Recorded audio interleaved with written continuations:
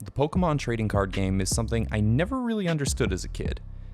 And now, here I am at the ripe old age of 29, diving right back into the fray. To keep things interesting, I'm going to stick to buying sealed product. No trades, no singles, no easy way out. With a budget of just $50 a week, I'm going to build the best competitive deck I can, and see how it stacks up against the pros.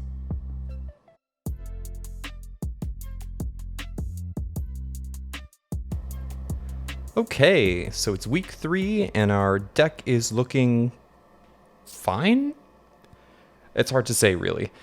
After playing with it for 3 weeks now, I'm definitely getting the impression that it's a lot slower than it should be, and I think this is for 2 reasons. Suboptimal searches and expensive attackers.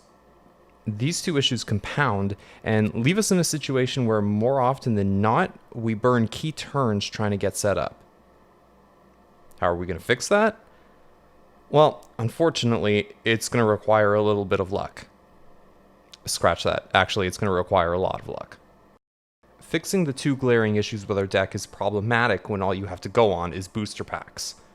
We've got too many ineffective searches right now to easily replace with 8 booster packs worth of material, if we're being honest. Take Pokemon Communication, for example. It's actually a pretty good card. It's a great searcher, but we're running a pretty anemic lineup of Pokemon, so we don't often have the Pokemon in hand to send back to the deck, and when we do, we're just creating another dead draw down the road. Jirachi, for example, is great, but I'd rather see it in my opening lineup. Hoopa is meh, and drawing into it usually costs me a turn. So why would I send those back to the deck? Just to draw them again later and waste another turn? No. And I'm definitely not pitching Pikachu back to the deck. So with 3 copies of Pokemon Communication, that tends to mean 3 dead draws, or at least a few wasted Stellar Wishes. Next up is Pokegear. We've got 4 copies of it, but all it does is search a supporter, which is fine sometimes. But when we're really digging for trainer cards, and usually for a key supporter, we're relying on Jirachi. And typically that's to grab us a switch of some kind or a draw supporter. Now, we do have 3 Professor's Research and 2 Marnies, which is good, but we also have 2 Erika's Hospitalities, which are situational at best most of the time, and don't really refresh our hand in the way we need. If I'm really going to dig for a supporter, I'm just going to stick to Jirachi. So like I mentioned before, those Erikas aren't usually too helpful, so they need to go too. That makes 9 cards we need to replace from boosters already, and you typically get far fewer item cards in each booster pack, which really doesn't help our case. And then we have the issue of expensive attackers. Both Pikachu and the Raichu only have 3 energy attacks at minimum, and without Thunder Mountain Prism Star, that means it takes a minimum of 2 turns to power up one of their attacks. If we whiff energy attachment, then we should probably just concede in most cases, to be honest. Zapdos, which is our only decent single energy attacker, only has a decent attack at the cost of a switch. The rest of the time, it's hitting for a pitiful 10 damage each turn. And it doesn't even hit for weakness. It literally can't hit for weakness. So we don't have anything which is immediately threatening from the first turns on the board. Bolton V and Tapu Koko at least help to create enough advantage to make up for their low initial damage output, but those are difficult pulls, and we don't have them yet. Since our trainer's toolkit is still in the mail, I had to spring for another 6 packs of Rebel Clash. And I grabbed 2 of Cosmic Eclipse when I heard that supplies were starting to run low here in Canada. The best I can hope for is that Bolton V, Speed Lightning Energy, and maybe a Tag Call. The odds aren't good, but maybe we'll get lucky. So obviously this week we are looking to grab that Bolton V that we weren't able to snatch up last week. And then the Cosmic Eclipse, I'm hoping we can grab a Tag Call, maybe a Guzma and Hala tag team as well, which I think would help with the consistency of the deck. But anyways, let's not belabor the point too much. Let's get right into the pack opening here.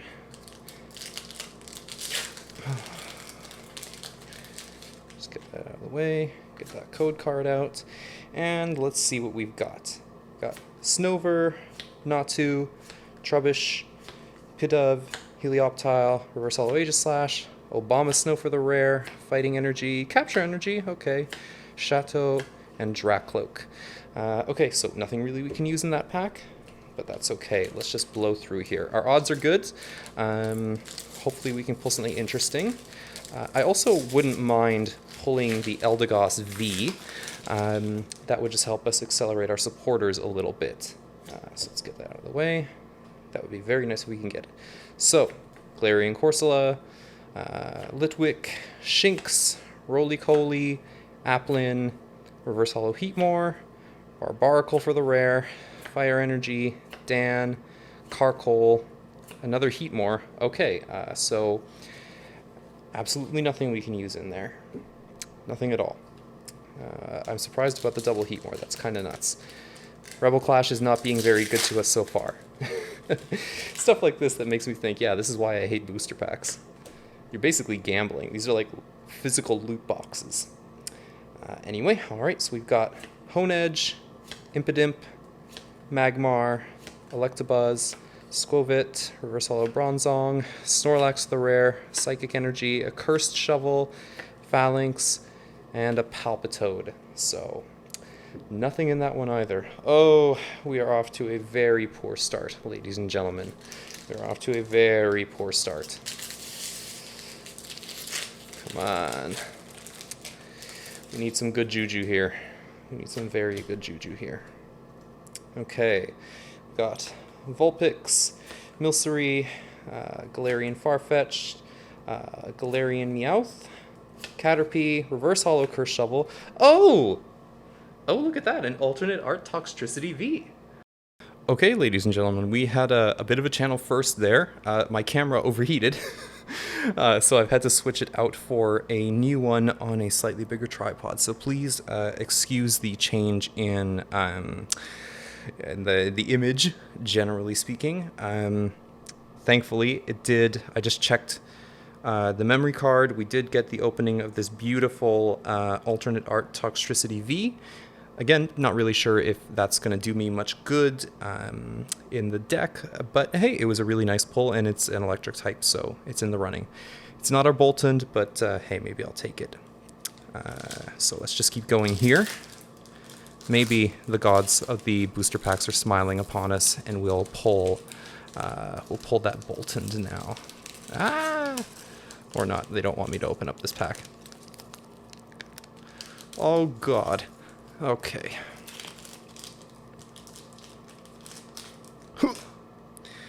Alright, get that code card out of here. What do we have?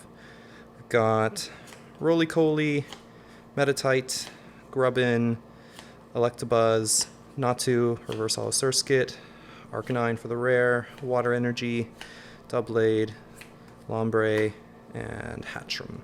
So, nothing in there that we can use. And this is our last pack of Rebel Clash. Please, please, please let there be a Boltund in there. I'm really tired of having to buy these. Get that out of there. Alright, so we got Growlithe, Dreepy, Snover, Binacle, Galarian Darumaka, Reverse Hollow Arcuda.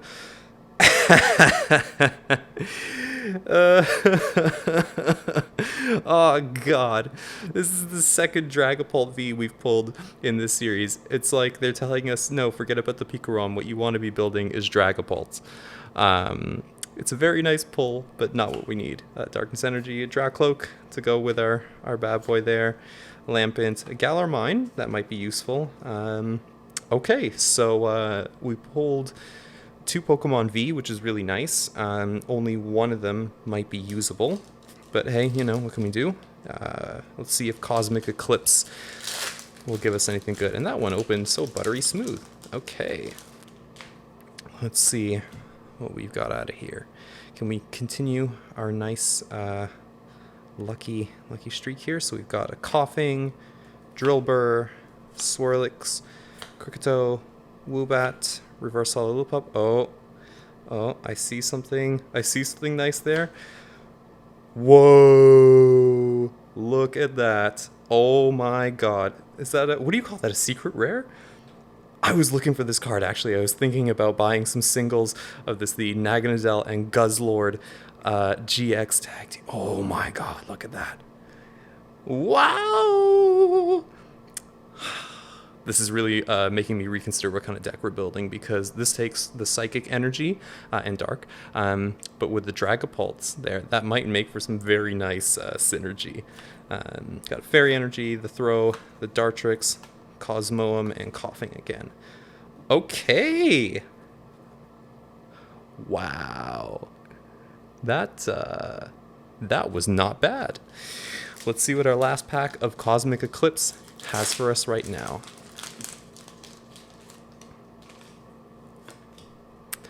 Okay, we've got Swirlix, Alolan Grimer, Slugma, Chinchou, Cosmog, Swanna, Trevenant for the rare, Dark Energy, Dusclops, Professor Oak setup, Pignite, so nothing really. Okay, let's see what we got here. So,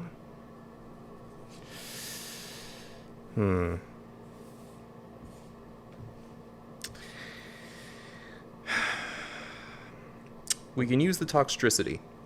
We can use the Tool Scrapper. I don't know if the Cursed Shovel really does us any good in a Pikarom deck. God, they really want us to be building Dragapult, don't they? The gods of the game. If I pull a Dragapult VMAX the next time I open up Rebel Clash, I think we may have to do like a mid-series switch. Oh my god. Oh my god. That's amazing. All right, well, let's see. I'm going to attempt to get one of these bad boys on PTCGO. Maybe we'll swap it into the deck just for a bit of fun. And, you know, one way or another, let's go and play some games.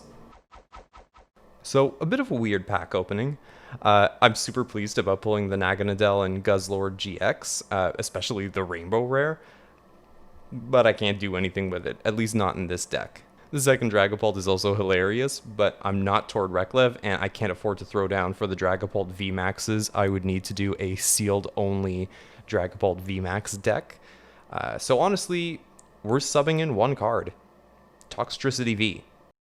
I think it'll at least give us a good turn 1 attacker, and, you know, the poison effect isn't too bad either. Doesn't accelerate energy, but it does put some immediate pressure on the opponent, and at the very least, it can soak up some hits while we power up Pikarom as well. So with that bad boy slotted in, we can jump into some games. Okay, ladies and gentlemen, we have a treat for you today. It's going to be an extra long episode because I got a little carried away with chasing the rewards on offer. But hey, a little practice never hurt anyone, and it's more Pokemon TCG fun for you guys. So, let's roll with it. Game 1 was a doozy. This is arguably the longest game I've played so far, and I really wasn't expecting it. I start with Raichu and nothing else, and my opponent starts with the Caterpie. I'm immediately denied the easy win because the Raichus are one of those expensive attackers I mentioned earlier. I'm able to get 2 Pikaroms on the board, but I lose precious momentum, and my opponent is able to get out a Butterfree through that particular line's rapid evolution abilities.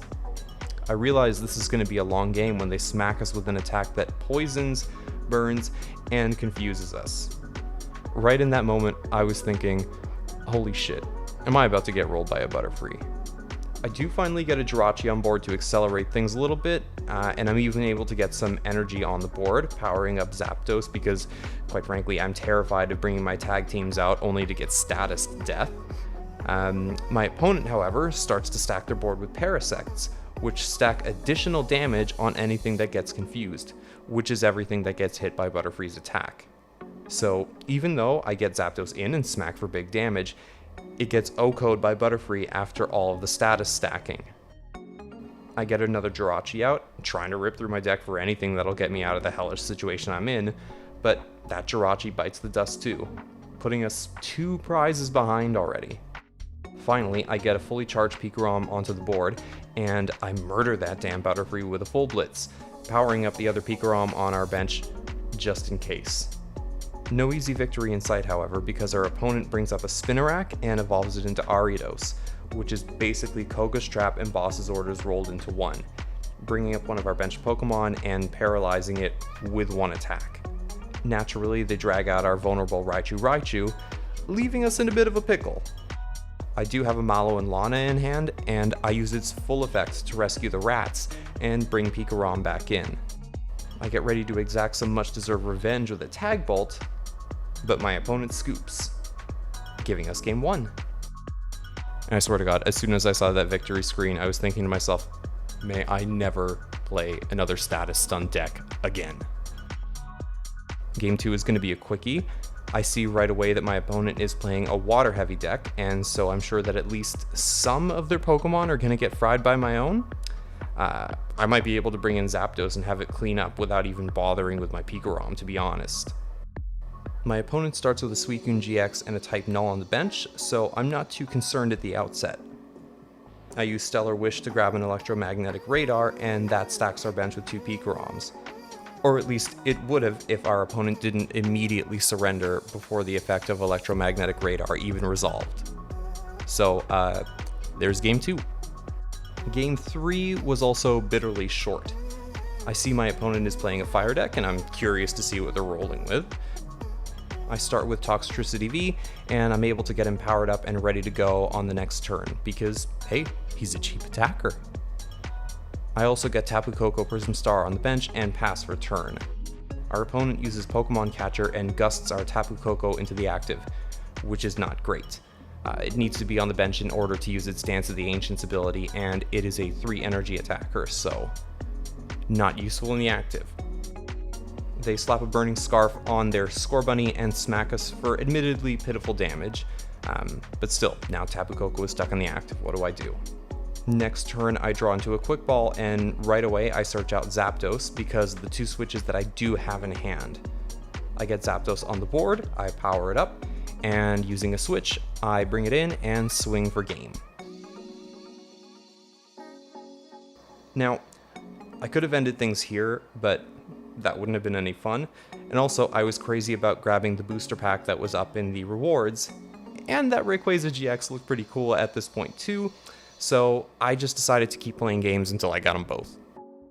Game 4 has us up against Fire again, but this time with Dark backing it up. I start on a Jirachi while our opponent leads with Cinderace V. I get a Pikarom into play and start powering it up. I know I need to get my boss monster charged up before Cinderace starts smashing me for 140 each turn, or worse, evolving into its VMAX form. They slap down an Yveltal and a Darkrai and Umbreon GX, but it doesn't really matter because I get Tapu Koko Prism Star off of a Pokemon Communication and get Pikarom roaring into the active. I full blitz, wounding their Cinderace V and charging up our Pikarom for next turn. They aren't able to evacuate their Cinderace or attach enough energy, so I smash it with a Tag Bolt and take out the Yveltal on the bench while I'm at it. Darkrai comes up and they use their GX attack to lock us out of items for a turn, but that doesn't really matter too much. I get another Pikarom on the deck, and I use Full Blitz again to severely damage the Darkrai and charge up our new Pikarom just in case anything funky happens. My opponent clearly doesn't draw into anything useful, and so after attaching in energy, they scoop. Game 5 was not a game. I'm just gonna let this one play out without commentary because it's gonna be over really quickly.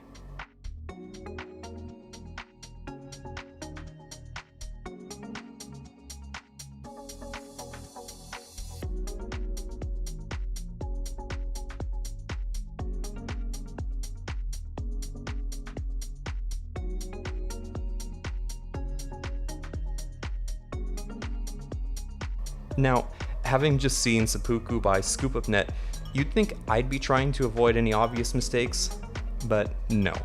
Game 6 is where I totally flail and flounder, leading to an admittedly very embarrassing defeat. I'm just gonna let this one play through, saying only this: once Stonejourner V hit the field, I was dead. I couldn't power up anything useful in time before they got 3 energies on that damn rock, and Mega kicked my teeth in for game. Now, I really wanted that Rayquaza GX, and I wasn't going to let one bad game throw me off, so I figured, okay, let's just jump in for one more. Let's get her done. I see that I'm up against the Steel deck, and I start out very poorly. I get Zapdos in the active with nothing else on my bench, while my opponent starts with a Copperajah V, which can basically murder most of my basic Pokemon in one hit. Very quickly, I realize I'm on a timer, especially as they slap down another Copperajah V, a Cufant, and a Galarian Meowth. I use Sonia to grab Jirachi and Toxtricity V because I either need to start drawing quickly or at least tack on some damage. I decide to bring in Toxtricity and just use Poison Jab to tack on some damage and put them on a timer with the poison status. Granted, Copperajah will flatten my Toxtricity long before poison takes it out, but I really just needed to get some damage on the board at this point. My opponent starts their turn by evolving their bench Cufant and Meowth. Their Meowth becomes the good Galarian Berserker, which means their steel type attacks get a nice damage boost, shaving precious turns off of my clock. Even worse, by this time, they've got a Copperajah VMAX on the bench, and they add another one into hand, evolving their active and curing themselves of poison. Luckily for me, Copperajah VMAX is an expensive attacker, and so they just pass the turn after that. I top deck a Vitality Band and I do some math, and I realize that if I can reapply poison and then use Toxtricity's second attack, I can actually KO the elephant as long as they don't switch it out. I managed to search for Pikarom and the Raichus, but that doesn't really matter much. I instead use Switch to bring in Zapdos and sting Copperajah VMAX for a little more damage, and, you know, it was a good opportunity to spare Toxtricity the big hit. Copperajah stomps Zapdos in one hit, so I bring in Jirachi to buy us some time. I drop the Switch and get Toxtricity back in. I attach that Vitality Band for good measure and swing in with Toxtricity's other attack, which gives a huge damage bonus if my opponent is poisoned. Copperajah VMAX hits the discard pile, and before I can grab my 3 prizes, my opponent concedes. Thank God. So that was a long stretch, but I think it was worth it. Maybe not for the Rayquaza, the booster pack was nice, but hey, you know, it was a little extra practice, which is always great. I had a lot of fun, and I am really happy that Toxtricity was able to be the MVP, at least for one game. I really would have been screwed without that one card in hand, and while it's probably not going to win me a ton of games, it was fun to just take it for a spin and win a very tense game with it. You know, I think that's kind of the fun of doing a sealed only challenge. You can't just go out and buy, you know, a perfectly assembled deck. You have to make do with what you pull, and sometimes that means you have to rely on more creative gameplay. It also means that sometimes, yeah, you're going to lose a lot of games because you're not playing with the same caliber of cards every time, but, you know, it's a kid's trading card game. I would prefer to have fun. Just saying. And okay, that's going to do it for next week. I'm going to go away now and fill my piggy bank for next week's big purchase. In the meantime, if you liked the extra long episode, please do like the video, leave a comment, and maybe consider subscribing. I am always keen for helpful pointers, and I know my gameplay is still a little rough, so please feel free to let me know how I can do better. And with that, I'll see you all next week. Take it easy.